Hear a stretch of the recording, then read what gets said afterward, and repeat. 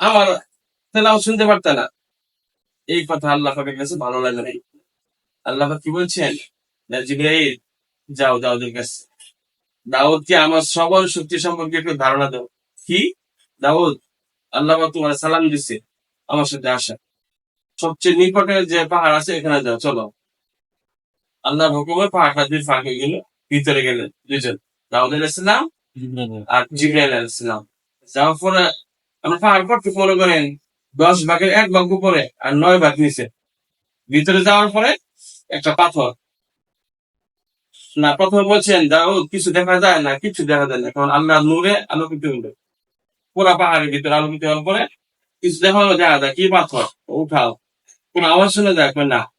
জিবরাইল আলাইহিস সালাম আল্লাহর হুকুমে পাথরটা জুটুকে করলেন, করার পরে একটা কীড়া পোকা, তার মুখের মধ্যে সবুজ একটা পাতা। পরে দাউদ আলাইহিস সালাম জিজ্ঞেস করে, জিবরাইল তুমি শুনতে পাচ্ছ কিছু? জিবরাইল দাউদকে বলছে, দাউদ কিছু শুনতে পারতেছে? কই না। কানের কাছে না।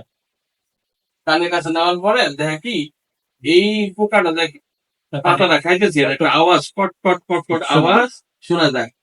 তখন দেখছি শোনা যায়, ও আল্লাহ রাব্বুল আলামিন এই 7 তবক জমিনের নিচে পাহাড়ের ভিতরে এই পোকার আওয়াজ, এই পোকার তসবিহ, এই পোকার কি সমস্যা সবকিছু সচক্ষে দেখতেছেন আর শুনতেছেন। ঠিক আল্লাহ পাক শুনলেন না? এই হলো আল্লাহর শ্রবণ শক্তি। 10 ভাগের 1 ভাগ পাহাড় উপরে আর 9 ভাগ নিচে, প্যারেকের মতো, প্যারেকের মতো। তো এই হলো আল্লাহর শ্রবণ শক্তি। দেখছেন, দাউদ আলাইহিস সালামের আল্লাহ পাক এই শিক্ষা দিচ্ছে সবার জন্য।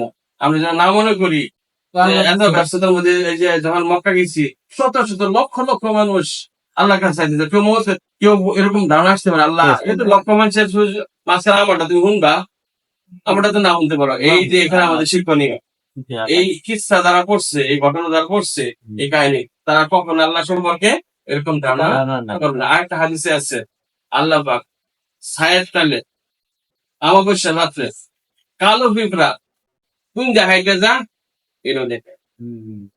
আল্লাহ দৃষ্টি দেখছেন।